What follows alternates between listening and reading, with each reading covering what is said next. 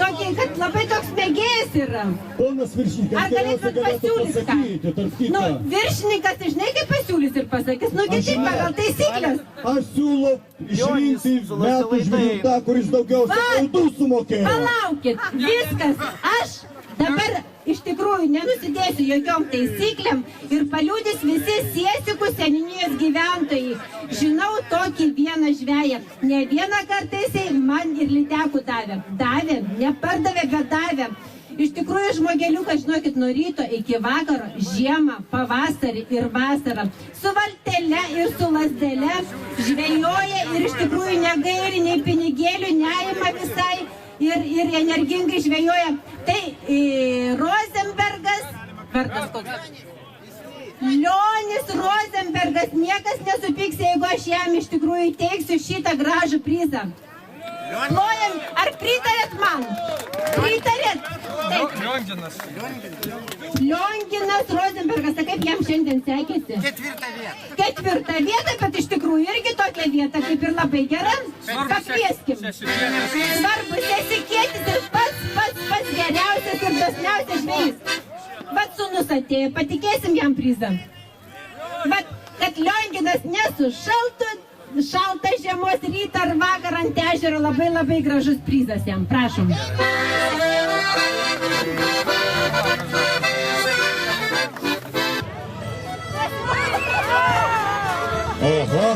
Oho, kaip krenta. Įsitreniruos pabiškai, įsitreniruos. Kitais metais visą Ukmergę darote komandas 4-4, jūs žaidžiam. Ką ten futbolo varžyba, krepšinis, pažiūrėkit, turi maišą, gali žaisti. O ko jūs atimat iš kitų malų?